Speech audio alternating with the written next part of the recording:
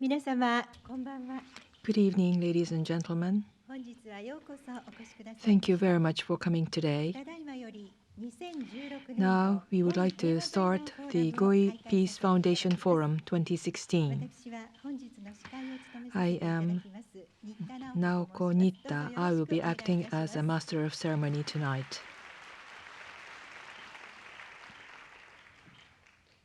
さて、本日のフォーラムのテーマ The は theme of the 一 forum 人一人の is 輝きが未 igniting 来を our 作る spark for a bright future.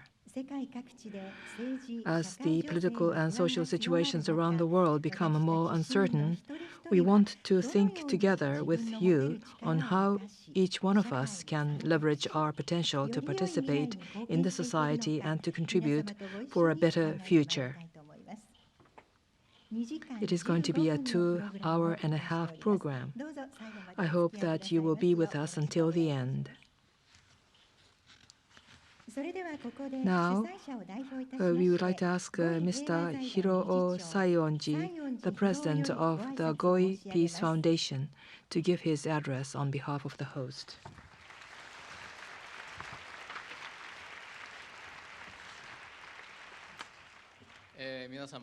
Distinguished guests, ladies and gentlemen, thank you very much for coming to the Goi Peace Foundation Forum 2016 in spite of your very busy schedule.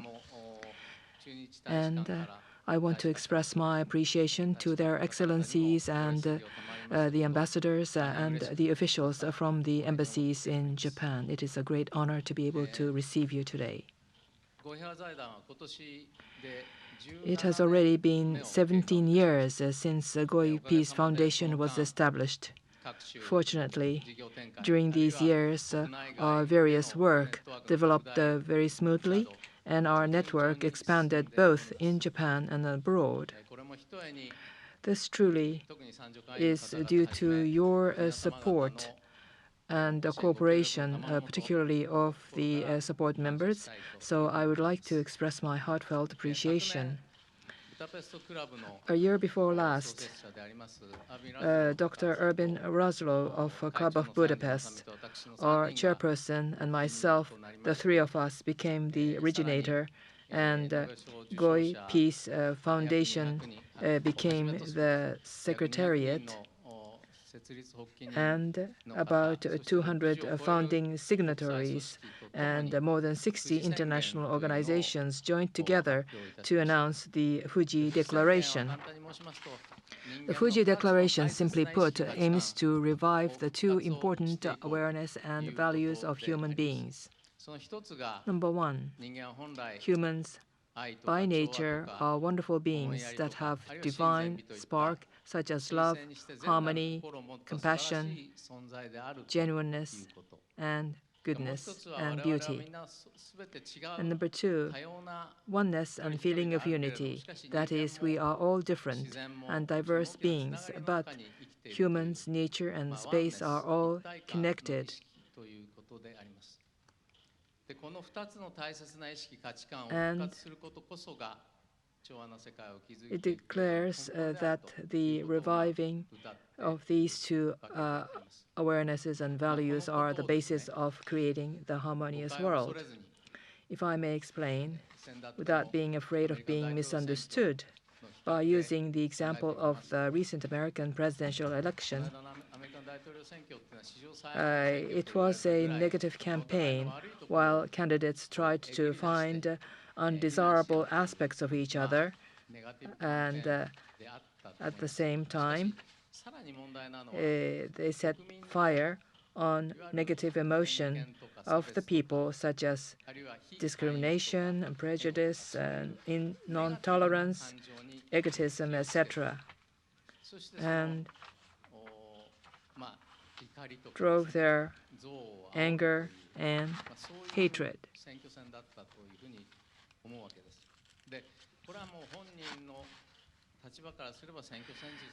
It may only have been the candidates' simple election tactics, but people's ignited negative feelings will not disappear so easily, and I hope that they will not lead to further discrimination, slander, conflict, and divide.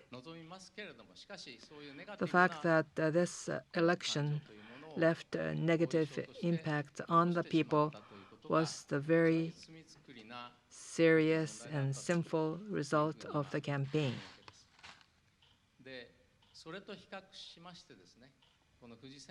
The Fuji Declaration is based on the view that human nature is fundamentally good, and its purpose is to create a better society by reviving the positive goodness of the heart. So, in that sense, you can think of Fuji Declaration movement as complete opposite of the presidential campaign, and then you will be able to understand the direction of our movement. The theme of the forum this year is Igniting Our Spark for a Bright Future, which is the idea behind the Fuji Declaration. In other words, a better future can be created if each one of us can demonstrate the goodness of heart and divine spark that humans intrinsically possess.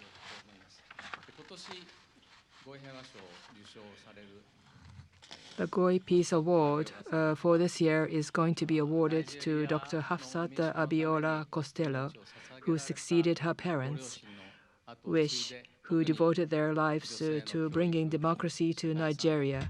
She is promoting social participation and leadership of women and rigorously working to pave the way for true democracy in Africa.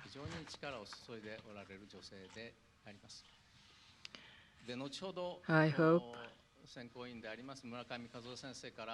that her story, based on her own experience, will give implications to the theme of today. Dr. Hafsat Abiola-Costello will be introduced later by Dr. Kazuo Murakami, member of the selection committee, and I would like to express my heartfelt congratulations to her for receiving the award.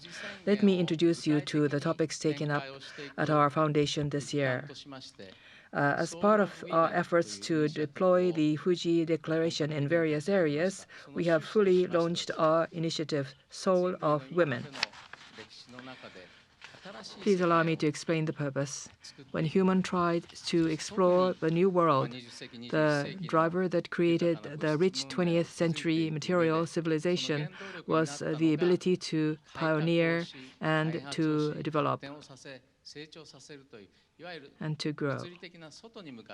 In other words, these were physical, outward-directed forces that can be characterized as masculine.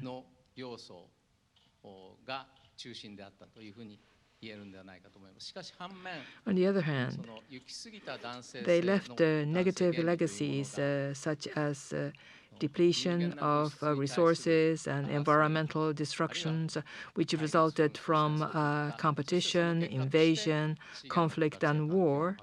This was a masculine principle gone too far. The reason why we started Soul of Women is because in this age, we need more of love, particularly represented by maternal love, compassion, sympathy, intuition, spiritualism, which are feminine elements. And we strive to realize a society that is well balanced with masculine and feminine elements.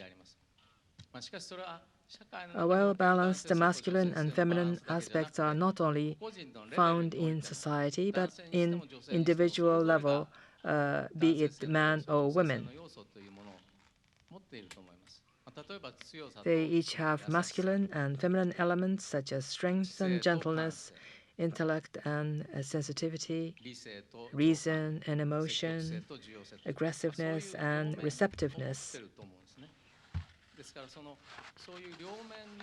It is desirable to have more people who have well-balanced positive sides of both masculine and feminine elements in order to create a harmonious society.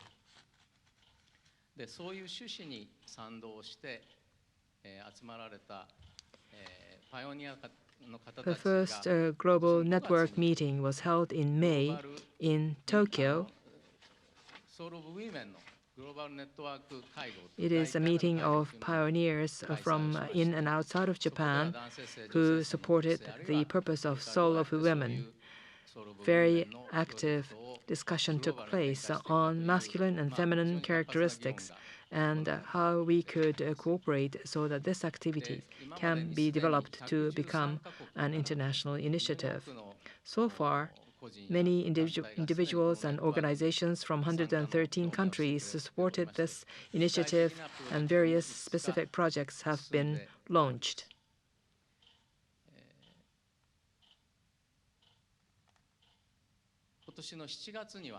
In July of this year, I was invited to a business leaders conference in Toscana, Italy, and we were introducing the Fuji Declaration. The chairperson and I were invited to a meeting of IUCN, International Union for Conservation of Nature, in September. This is an international conference of the world's largest organization in nature preservation. And the chairperson was given an opportunity to speak at the high-level meeting, and I was able to introduce our Fuji Declaration. What was common in these two business meetings was that in order to promote social reform and to create a better society, human spirituality and awareness raising are indispensable. And this idea is spreading in many areas. It was very encouraging as we promote our Fuji Declaration. Various activities of the past was appreciated, and our chairperson was awarded the Barbara Fields Humanitarian Peace Award, which is an award presented to women who contributed to peace in various areas.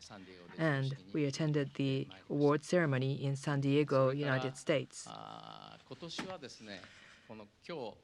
This year, besides the Goi Peace Award, which is awarded to Dr. Hafsat Abiola-Costello, President Nazarbayev of the Republic of Kazakhstan received the Culture of Peace Special Award.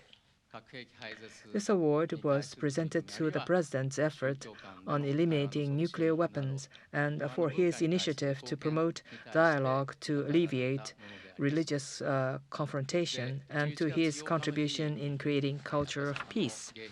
The award ceremony was held on November the 8th at the State Guest House, Akasaka Palace. There is a video clip of the excerpt of President Nazarbayev, so it contains a very important message, so please enjoy the video clip.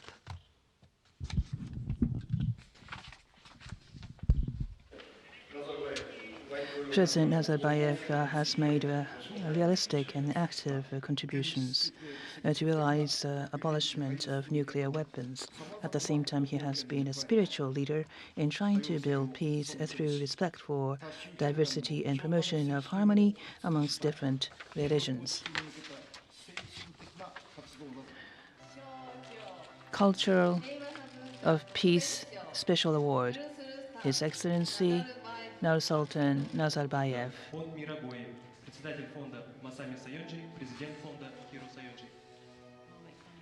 Congratulations.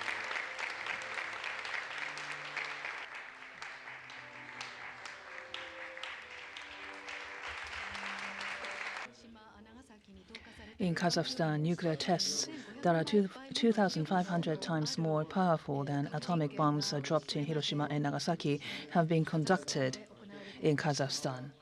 Kazakhstan used to have the fourth largest number of nuclear arsenals, but we abandoned voluntarily those nuclear arsenals and have tried to build denuclearized zone in Central Asia.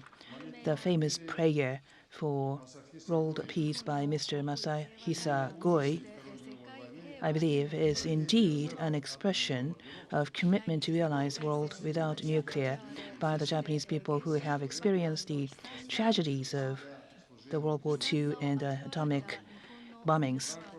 Tomorrow, I will visit Hiroshima to remember the victims, and I urge all leaders of the world, particularly the leaders of nuclear weapon states, to visit Hiroshima and Nagasaki. I want every single nuclear weapon to be abolished by 2045. That is my strong wish. I truly want every single nuclear weapon to be abolished by 2045. We must salvage the world from the tragedy of nuclear. Nuclear warfare, if and when it happens, would destroy all civilizations. We need to act now in solidarity for the benefit of mankind.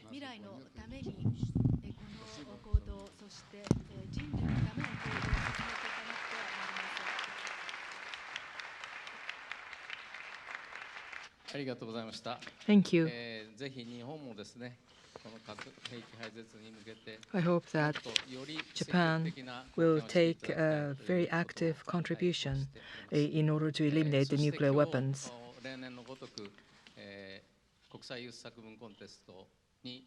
And this year, we have received about 13,000 applications from 153 countries for the International Youth Essay Contest. And they will be presenting their essays. And the two recipients will be receiving the first prize, and as well as the Ministry of Education Award from Mr. Kihei Maekawa, the Vice Minister of Education, Culture, Sports, Science and Technology of Japan. I hope that the forum today will be a meaningful one for all of you. With that, I would like to close my remarks. Thank you for your attention.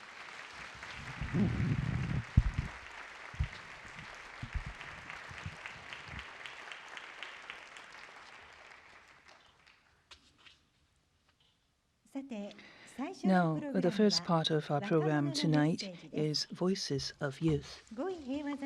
Goi Peace Foundation organizes international essay contest for young people every year as a part of its education program for the youth. The Ministry of Education, Culture, Sports, Science and Technology, Japanese National Commission for UNESCO, Japan Private High School Federation, NHK, Nikkei Inc., Tokyo Metropolitan Board of Education are the sponsors, and Felissimo Corporation has been supporting this event. The contest is a program under an activity of the UNESCO Global Action Program on Education for Sustainable Development. Our foundation is a UNESCO partner in this, and this year the theme for the contest was Education to Build a Better Future for All. Close to 13,000 entries from 153 countries we have received. We have first prizes or Minister of Education Award winners for children's category and youth category. First, the winner of the children's category is Ms. Sizhe Liang, who is now 15 years of age. 15 years old. She was born in Wuhan, China. With her parents, she immigrated to the United States when she was still very small. He is in the first year of Cherry Hill High School East in the state of New Jersey, and she enjoys studying and volunteer activities. She plays tennis and she publishes school newspapers, and she is a leader of Women in Science Club, and she is in town with her father. The youth category winner is Chiharu Konii. Ms. Chiharu Konii, she is in the 3rd grade of Suginami Sogo High School of Tokyo. Since very small, she has always been interested in assisting developing countries, and she was in the 2nd year of high school. She participated in study abroad program hosted by the Ministry of Education, and she has been involved in volunteer activities in Indonesia. Her hobby is reading books, and she wants to start a crowdfunding service to help children in developing countries. So, I would like the 2 winners to share with us their essays. Ms. Liang, the floor is yours.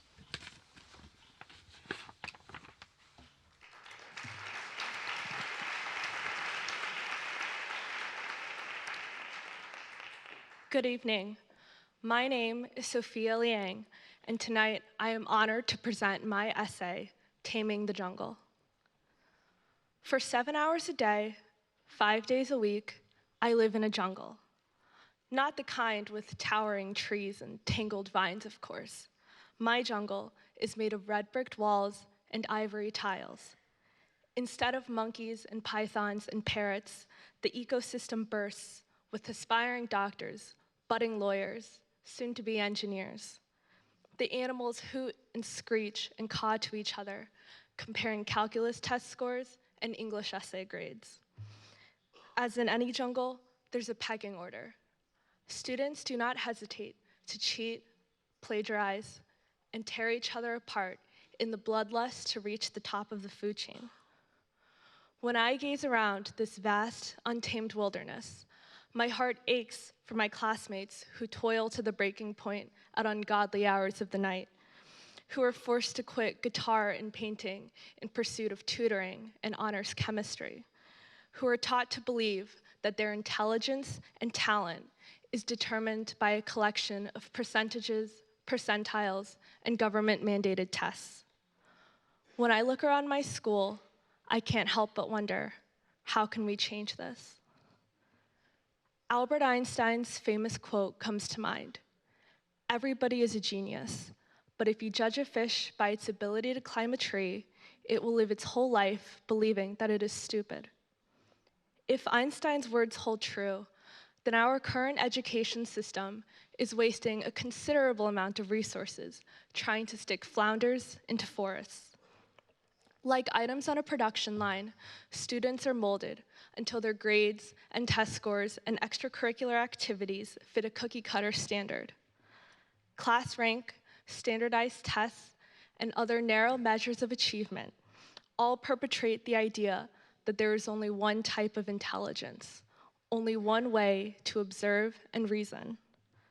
Students with skills and passions that cannot be measured by filling in bubbles are uprooted from their natural aptitudes.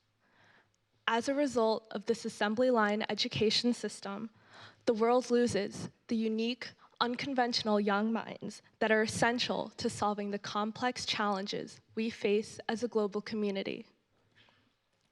Thus, rather than forcing fish to climb trees, we should recognize how critters of varying shapes and sizes and abilities all play a vital part in maintaining the balance of the jungle. In the classroom, this means fostering collaboration instead of pitting kids against one another.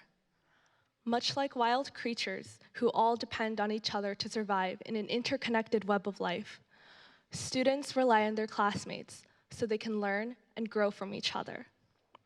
Schools should remove class rank, which encourages children to think of their peers as nothing but competitors and enemies. Instead of basing learning on textbooks, lectures, and rote memorization, educators should assign projects that require a diversity of talents to be conglomerated. Multimedia, interactive demonstrations, and hands-on experiments can be incorporated into memorable, creative lessons.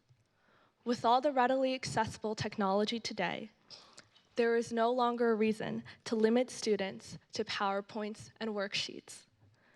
We can give kids the opportunity to build models, design inventions, and communicate with experts in the field, all with a few swipes of a finger.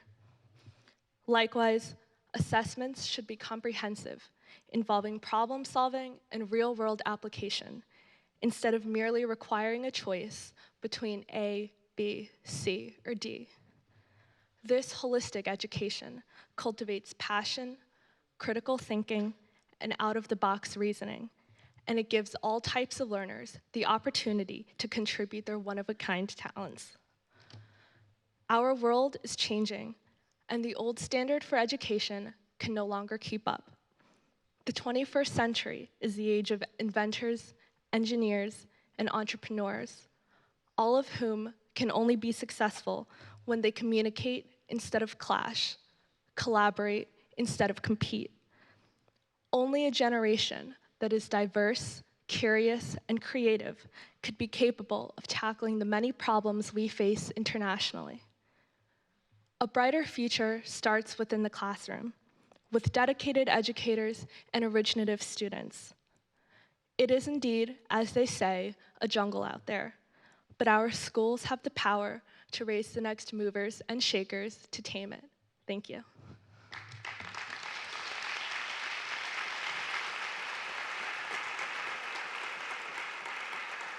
素晴らしい発表ありがとうございました。 Brilliant. それでは That was 続きましてコニー brilliant. さんに受賞作品を Now, 発表していただ we き would ま like す。 to よろし invite くお願い Ms. します Konii to share with us her essay. 皆さんこんばんは。 Good evening, ladies and gentlemen. 杉並総合高校3年の I am Chiharu Konii, a third year of Suginami Sogo High School of Tokyo. I am very honored to be given this そし award, てこの賞に至るまで理解を示し支えてく and れ I た would like to 先生方 express my gratitude for 応援してくれた両 our 親 teachers, and I would like to express my gratitude for my parents. 今回私が発表させていただくのは The essay that I'm 高校 going 2 to 年生 share の with 時に you 体験した飛び立て is based 留学ジャパンでの on my インドネシアボラン experience ティアで as a 感じたこと participant of a study abroad program by Ministry of Education through my volunteer activity in Indonesia, and I would like to focus on the theme of creating education for a better future. あなたの夢は何ですか What is your dream? 高校の The 先生に interviewer asked me during my high school entrance examination. 待っていましたとばかりに As if I had been waiting for the question, the words I had prepared flowed smoothly out of my しかし mouth. 反対に心は But in 震えていた contrast, my heart was saying, そんなものあるわけない You じゃ don't ない really have a dream like that, do you? 日本の年間の自殺者は There are 3万 about 35,000 suicides a year in Japan, the highest of any developed country. 日本は豊かな If はずなの Japan に is so どうして wealthy こんなに and たくさんの prosperous, 人が死ぬ then んだろう why are so many people taking 幼 their い頃 own からずっと lives? 疑問だった I had been asking this question しか since し I 高 was 校 a 生になっ child. て理由 But が分かった after 気がする entering the high school, I 私には felt that I 夢がなかった understood the reason why. 中学生の頃 I had 学校の no 先生に dream. 将来医者に In なって junior high 途 school, 上 when 国 I の said 子 to 供 my たちを救い teacher, たい In the future, I と want 言 to った be ら a doctor and 口では help いい children ね in developing 偉いね countries, my と笑 teacher いながら answered, Good, that's その wonderful. 先生が But I 小 didn't さく fail 鼻 to で笑っ catch た the の little を私は scornful 見逃さ laugh なかった he made as he said it. 何度も憧れた職業を Time after 自分 time, には I 無理だ gave と up 諦め on an 夢を捨 occupation て that I だんだんと aspired 私 to, の心は空っ thinking ぽ that に it なって was いった impossible for me. I threw away my dreams, そんな and 私に gradually my heart ある一 became つの転 hollow. 機が訪れた That was when 高校2 my 年生の turning 時 point に came. 夏休み In に grade インドネ 11, シアの個 I 人 saw a で poster 約1ヶ月間 advertising ボランティア volunteer 活動をする work という at an 報告を見つ orphanage けた in Indonesia during summer 幼い vacation. 頃から国 Since 際 I 協 was a 力をする child, ことが夢 I だっ had た always 私は dreamed of すぐに行くこと participating を in 決意した international cooperation efforts, and I immediately 現地で decided 待っ to てい go. たのは When I 日本 got とは to あまりにも違 Indonesia, う環境だった I found an environment し very かし different from その that of 辛さの Japan. 何倍も But my 私は現地で enjoyment 過 of the ごすことが time I 楽しか spent った there far outweighed the 日 harsh 本では conditions. 両親が For 遅くて me, 一人 living で in ご飯を Indonesia 食べ was ている時間 everything が多い that my life in Japan wasn't. そんな食事を Whereas in 現地で Japan, は my 50 人 parents の were 家族 often で late 囲ん coming だ home and I would eat by 起きるのが myself. 億劫だった朝も Here, my 子 family 供 of たち 60 のとても people 美し sat い姿が together 目覚め around a big dining table. Waking up in 50 人 the の morning 子供 used た to ち be a が bother, さま but ざま now な I 事情を woke 抱 up えて with 50 人 good の feeling listening to the 精 children's 一杯 beautiful 生きる子供 hymns. たちにたくさん The の希望 50 を与え children in the orphanage each had their own しかし滞在 circumstances して that 随分 brought 経っ them た時 there, ショック and な they 経 were 験であ living っ their lives as the た best それ they は could. 七夕を子 I 供た learned ち more と things from those 行った children 時 than だっ I た can possibly count. あな However, たの夢は何 after で a すか good deal of time had passed during 子 my 供たちに stay, 聞いて something 短冊を配 happened った that gave me quite a shock. 帰って It きた happened when we たくさんの celebrated the 短冊を Star 見て Festival, or 私はショックを Tanabata, 受けた with the children. The children were asked, 50人 What の is 子供 your たちが dream? 書いた短冊 And に they were は giving cards た on っ which た to write 5 their 種類の answer. 職業しか書かれて I いな was かっ very たから surprised when I looked at the cards that な came ぜだ back. と Among the 50 cards the children handed in, only 5 occupations were written. When I asked an orphanage staff member why this was the case, he replied, "The children's world is very small, so they can only choose from occupations that are familiar to them. And even for the occupations they know, their dream won't come true because they are too poor." He also told me that 30% of children in the orphanage go on to commit crimes. This is what poverty is, I realized. It was quite a shock to learn this. After I had been living with the children for a month, I realized that being poor meant that the children would have very few dreams to choose from, and I was taken aback by this. How about in Japan? Certainly, Japan is a very wealthy country. It would seem that we have unlimited choices for our future, but is that really the case? When I talked about my dream, I was told that it was impossible for me. When we are growing up, we are told that happiness means going to a good school, getting a good job, getting married, and growing old. When I went to the orphanage and met the children there, I felt a kind of happiness that I've never felt before. The happiness of sitting together with the entire family to eat meals. The happiness of being able to share even what little you have with your brothers and sisters. The happiness of giving our full attention to the people in our lives. Could these things be called happiness in Japan? I wonder. Both Japan and Indonesia are poor, because in both countries, the choices for one's dream are narrow. In Indonesia, it's because of money. In Japan, it's due to our narrow concept of happiness. At present, I'm writing a book. It's a book that introduces 200 different occupations in all the countries of the world, and it's written in Indonesia. I'm planning to have this book reach the orphanage in August of this year. After that, I want to open a classroom of dreams to teach children how big the world is and introduce the vast number of options available to them. I think this kind of dream education is the education that is needed to build a better future, a future where children can have a dream and make progress toward achieving it. This, I think, is needed in both developed and developing countries. I now have a dream to broaden the choices available to children. And for the first time in my life, I'm spending every day filled with hope. Thank you.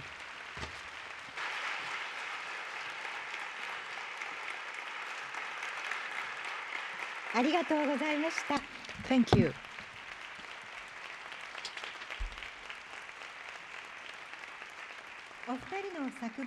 Their essays can be found in your handout material. Now we will move on to the award ceremony. I would now like to ask Mr. Kihei Maekawa, the Vice Minister of Education, Culture, Sports, Science and Technology, to present the Ministry of Education, Culture, Sports and Science and Technology Award. Mr. Maekawa, the floor is yours.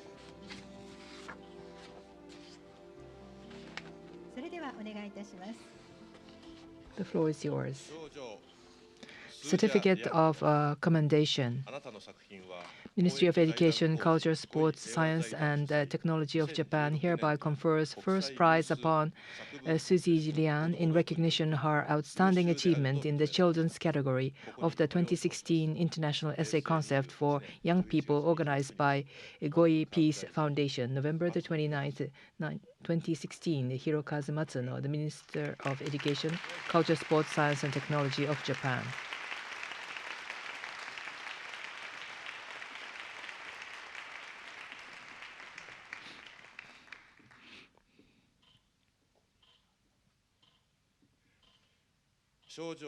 Certificate of Commendation. Minister of Education, Culture, Sports, Science and Technology of Japan hereby confers first prize upon Chiharu Konii in recognition of her outstanding achievements in the young category of the 2016 International Essay Concept for Young People organized by Goi Peace Foundation, November the 29th, 2016. Hirokazu Matsuo, Ministry of Education, Culture, Sports, Science and Technology of Japan.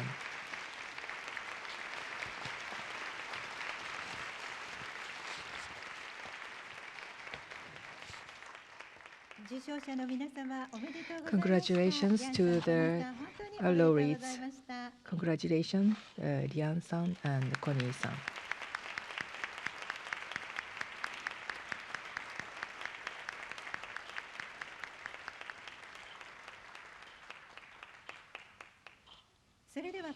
Now, I would like to ask Mr. Maekawa to give his speech. Ladies and gentlemen, thank you for your introduction. I am Maekawa, Administrative Vice Minister of the Ministry of Education, Culture, Sports, Science and Technology. I want to express my congratulations on this auspicious occasion of the opening of Koei Peace Foundation Forum 2016. I have been told that the International Essay Contest for young people was held on the topic of education to create a better future, and approximately 13,000 essays were sent from 153 countries. Today, we heard from Liang and Chiharu Konii, who won the highest award. I was very impressed with their essays. I hope that we will be able to reflect upon their achievements in our future education policies. Sizhe talked about the need for education where people with different skills cooperate to build a brighter future based on her own experience at her school. Chiharu Konii told us what she has learned about the true nature of poverty and the need for education that can find one's dream through her experience in doing volunteer work at an orphanage in Indonesia. The two winners had doubts about modern society, tried to find solutions to these problems on their own, and conveyed their message candidly. Such thinking will connect them to many people and will create a better future. I have heard that many touching essays, such as the ones which we heard today, and this time these awards were received at this International Essay Contest for the young people. I hope that many more essays will be sent from youth around the world in the future, who will be the leaders of the next generation, and I hope the efforts to bring peace to the world where each individual can shine. With this, I would like to close my remarks. Thank you very much. Thank you, Mr. Maekawa.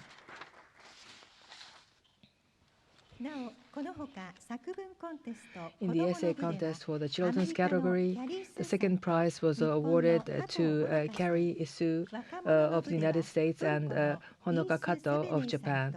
And in the youth category, Is Sevene of Turkey as well as Haley Payet of Seychelles won the second prize. Today, we have with us Honoka Kato from Fuzoku Shizuoka Junior High School. Kato-san, can you stand up, please? Please give her a big round of applause.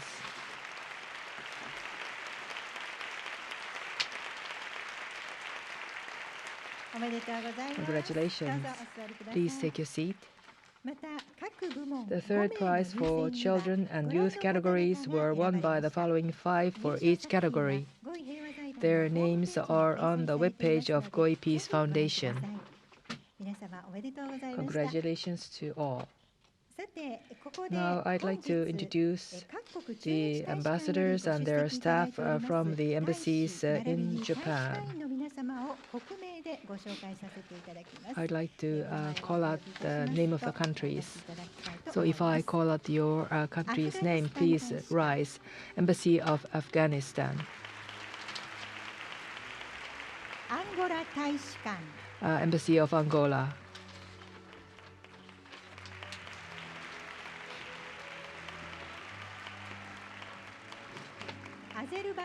Embassy of Azerbaijan.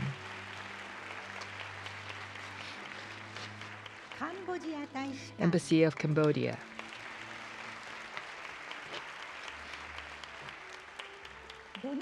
Embassy of Dominican Republic.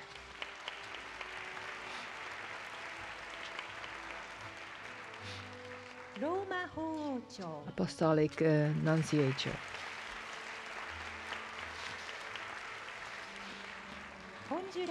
Embassy of Honduras.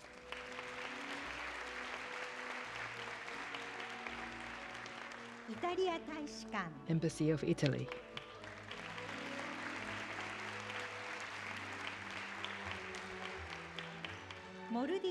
Embassy of Maldives.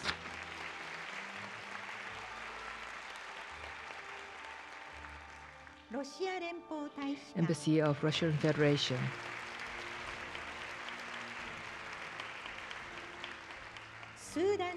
Embassy of Sudan.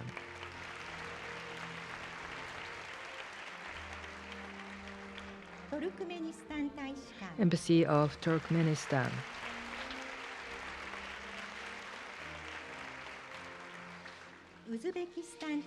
Embassy of Uzbekistan.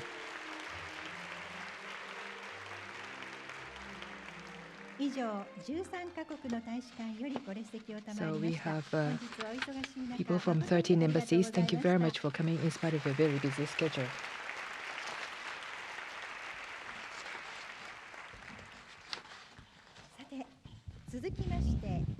Now let us move on to Goi Peace Award ceremony for 2016. Dr. Kazuo Murakami, Emeritus Professor of the University of Tsukuba and member of the Goi Peace Award Selection Committee, will present the award.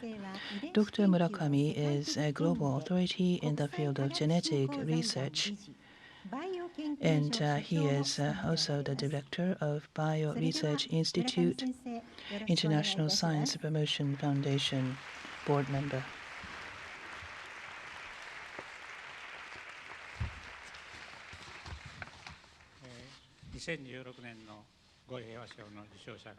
Well, after rigorous and impartial selection process, the selection committee chose Ms. Hafsat Abiola-Costello as the winner, who is a pro-democracy activist and political representative in Nigeria.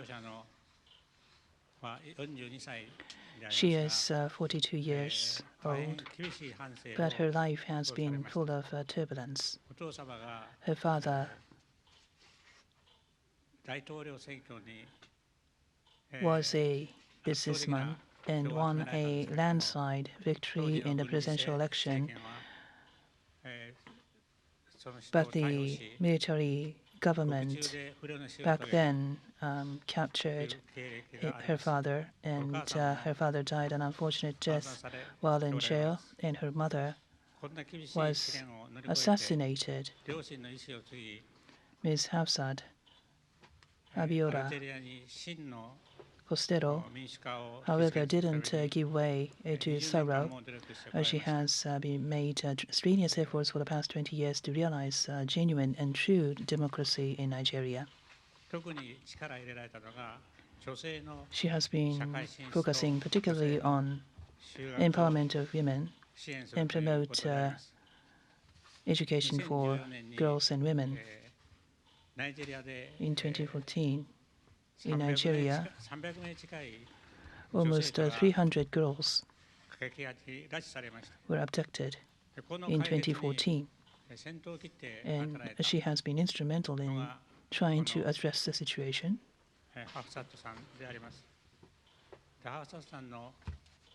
Ms. Hafsat Abiola-Costello has been very brave, so brave that she has been an inspiration for all the women and girls in Africa, but also women around the world. And this is obviously one of the reasons why we decided to choose her as the winner of the 2016 Goi Peace Award. Thank you.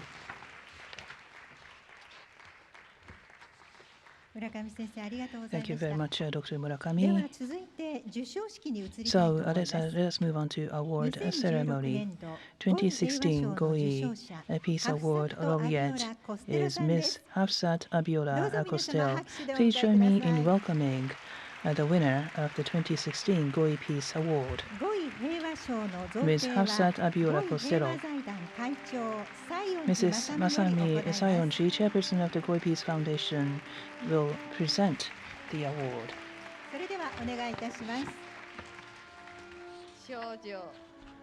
Diploma of Merit, the Goi Peace Foundation is privileged to confer the Goi Peace Award upon Hafsat Abiola-Costello in recognition of her unwavering commitment to advance women's rights and leadership in Africa, thereby paving the way for the true democracy in which all individuals can realize their full potential and contribute to the betterment of society. Her work has inspired not only women in her country, but many people around the world who are striving for a more just and harmonious world. She has been a true inspiration for women in Africa and for everyone who is trying to realize a fair and just world in harmony.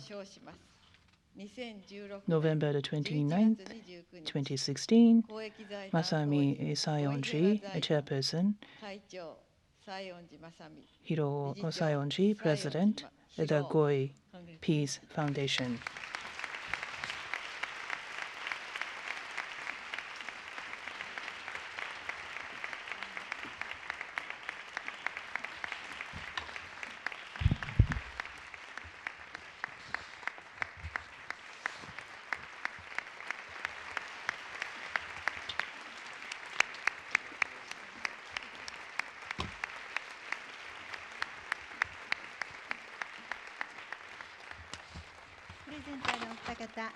Thank you very much, the Chairman and the President. Congratulations once again, Ms. Hafsat Abiola-Costello.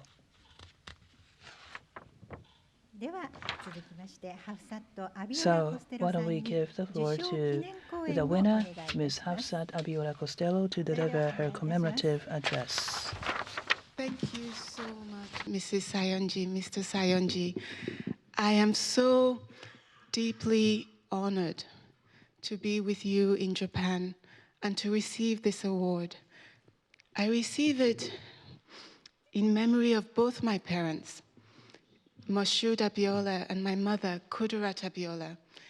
And if you'll allow me, I'd like to share with you their story and what they taught me about the spirit and about making our way in the world.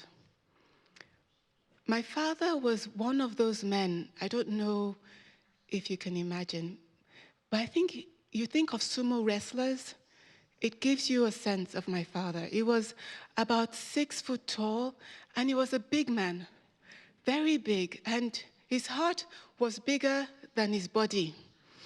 And he was also a very successful businessman. His heart was bigger than his body because he didn't start out life successful. By the time he was born in a family where my grandfather, his father, had 6 wives. And the first 17 children born into the family died before the 5th birthday. And in my culture, they give beautiful names to children. My name, Hafsat, means the treasured one. My other name, Olarunke, is that we're caring for that which gives honor to us.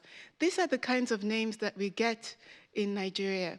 But my grandfather was so disillusioned by the children that would come and go, that when my father was born, he named him Kashimawo, which means let us watch him. I mean, I don't know if you get, but that name is not a very beautiful name. Let us watch him. And maybe because the name was such, in a way, an insult or a dare, my father hung around beyond his 5th birthday, his 6th birthday. So his father renamed him Olawole, which means honor has entered my home. And that, I think, was a more befitting name, more typical name. And he paid so much attention to this child, rearing him in our culture, in our ways, and to respect and to love our people. When my father, through scholarships, was able to finally become a chartered accountant, he became the CEO of ITT, an American company in Nigeria, vice president for Africa and the Middle East. And he was so successful, but he never forgot to care for poor people. And so in Nigeria, he was also the biggest philanthropist we had. He used to give the most money to build schools, to build hospitals, to build mosques, because my family was Muslim, but to build churches, because he had been educated by Christians.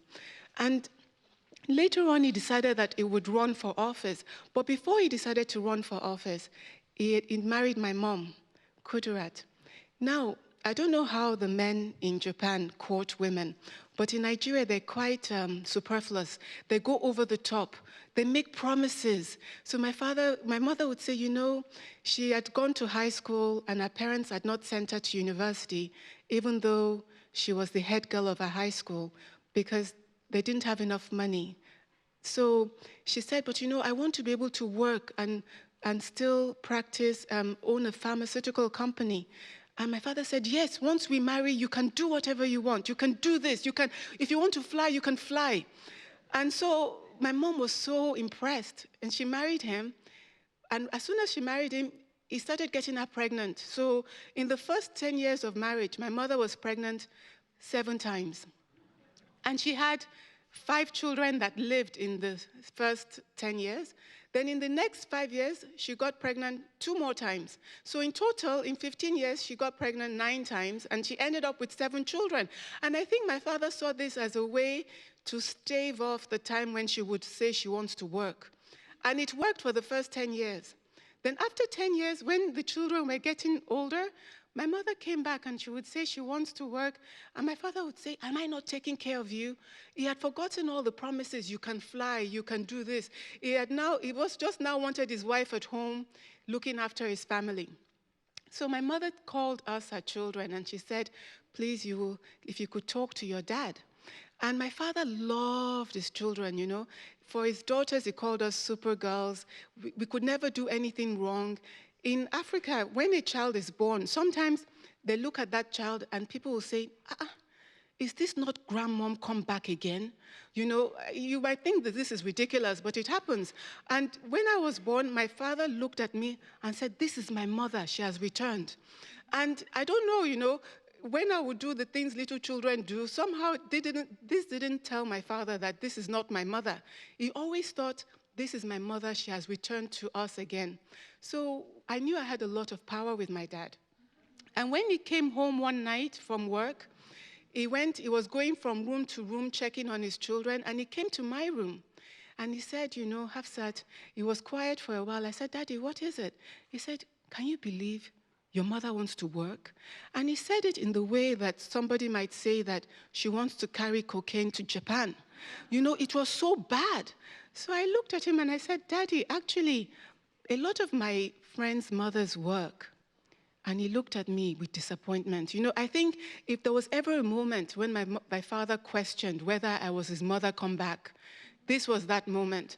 You know, but somehow we survived, the relationship survived this moment of doubt. So when he left the room, he now went to my mother and said, okay, you can work, but here are the conditions. Your workplace must be near the house, must be no more than 5 minutes from the house, and whenever I'm driving home, I should be able to drive past where you are working, and I should be able to see your car and see that you are there. And so with all these conditions, my mother found a workplace within 5 minutes from the house. The way that the gates are is such that when my father will drive by, he will see her car, and there was peace in our house. And she was working. When she was working, she was very successful, and she acquired properties in Nigeria, and we were all proud of her. Now, because he called me Supergirl, I always thought I could do anything. And I was in high school in the US, and I wanted to be a diplomat. I wanted to travel the world and speak and do things, negotiate for my country. So I applied early decision, which you can do in America, to a university. I applied to Georgetown School of Foreign Service so I could study to become a diplomat. And I got in, and I called my father. I was so excited. I said, Daddy, can you believe I've gotten into Georgetown School of Foreign Service? I can be a diplomat. And then he was quiet. And then he said, what kind of husband will you marry gallivanting around the world? And it was just one question, but it was enough to tell me that that was a very stupid idea. and that I had to come up with another one. So I ended up going to Harvard and studying economics, because maybe if you study economics, you can have an office 5 minutes from your house, and your husband can drive by and see your car, and more than if you're a diplomat. So I went and I studied economics at Harvard. Now, while I was at Harvard in my second year, my father ran for office, and he won the presidential election in Nigeria. And we would have thought we would celebrate, but the military government decided that they didn't want a democracy. And after negotiating with him, and he refused to betray the democratic mandate given to him by the people of Nigeria, they put him in jail. And when they put him in jail, there was silence. So my mother now got up, and she started selling all the property she had acquired from when she was working. She sold everything, and she went to the markets and organized the market women. She organized the labor unions, and they started fighting the military. Just common people, the journalists, all of them fighting the military, that you have to leave power, you have to transfer to a democratic leader. And when the military saw this, they decided that the danger that my mother was causing was too much. And they decided to gun her down. And this was 2 days from my graduation from university, when they killed her in Lagos, in the commercial capital of my country. I had been very lucky when I was in the US, because I had been in the US, and I don't know, and you Japanese know the Americans very well. They're incredibly nice, but incredibly oblivious about the rest of the world.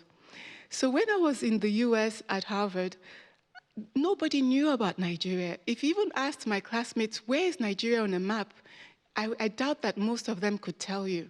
So I felt really alone there. I felt nobody cared. But one day I was walking to my home, to my dorm room, and I saw a long table with students petitioning. They were gathering signatures. And I thought, what are they going to be petitioning about? Probably something stupid. These people don't have any real problems. What are they going to be talking about now?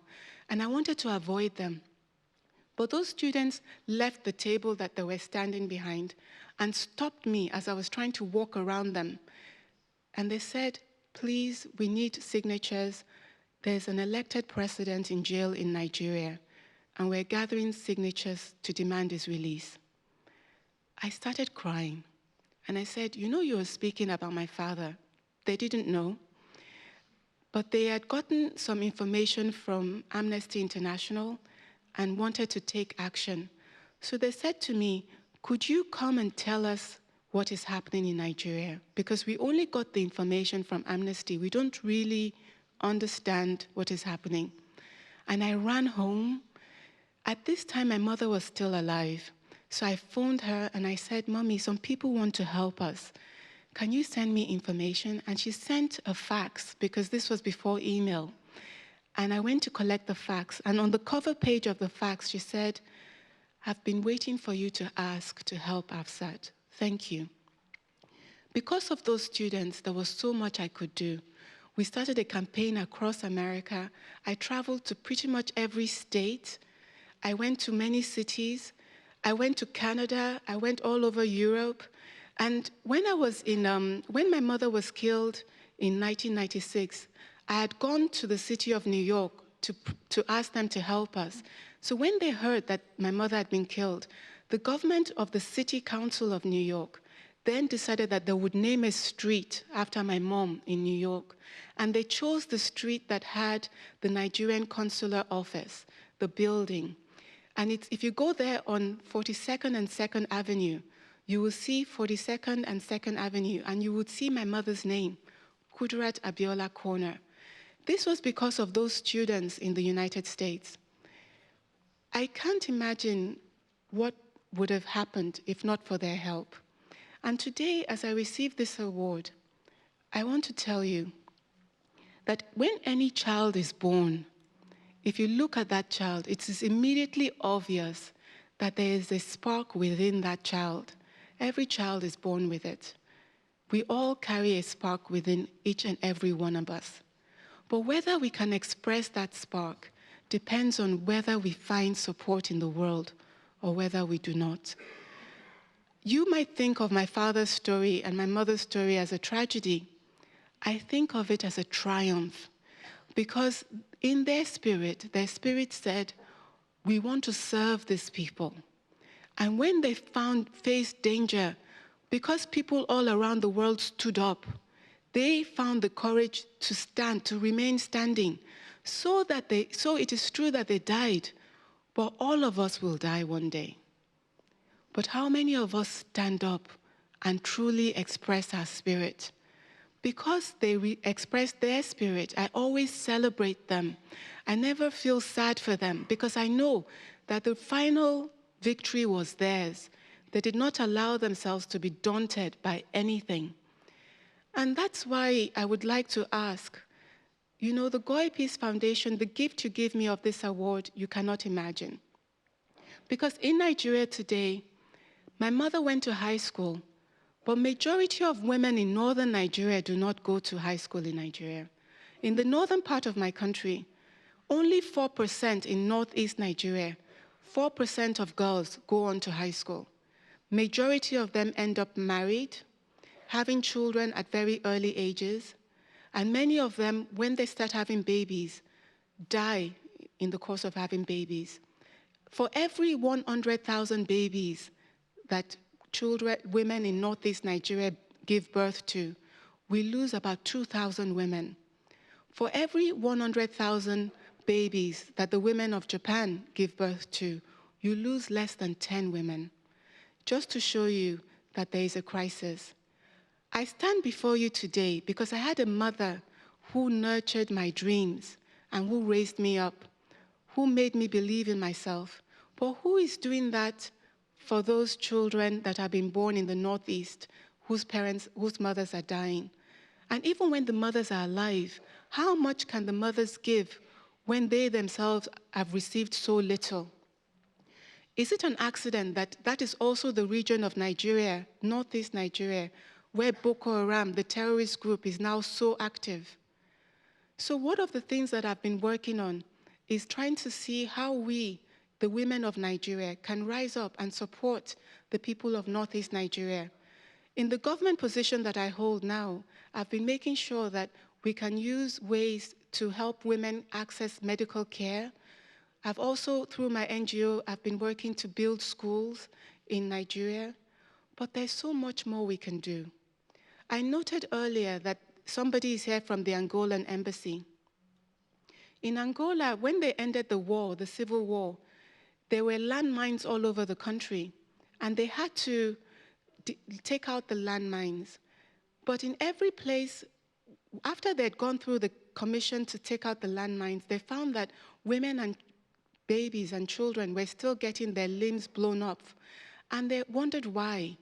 And they found that when they convened the commission, it was only men in the commission, no women to say that these are the places where women walk. So they mapped the country and said, okay, these are the places where there are landmines, but forgot to map for where the women walk, which includes the wells, the rivers, when they go to fetch water or to gather firewood. So they kept on dying and they kept on being injured. When we have a world in which men and women are not working in partnership, we have a world that is out of balance. That story from Angola very clearly showed it. And until they asked women to join the commission to map Angola, Angola was not safe. Angola is a great illustration for the whole of Africa, for our whole world. We need to empower women. We need to educate our women. I've been very fortunate to collect this award tonight, but I would love for you, the women of Japan, to come and stand with us, the women of Africa. We will gather next year in Ethiopia. All the women from across Africa will send delegations to Ethiopia because we want to start to look for how we can repair a wounded continent.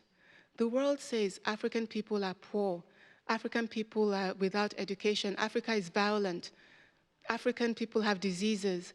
All these are problems that have solutions. Come and work with us so that we can find solutions together to repair Africa. I do not want to speak for too long, but I do want to say that whether the spark that is within us finds full expression depends on whether we have support. Those young people in that American school supported me when my family and my country needed us to stand.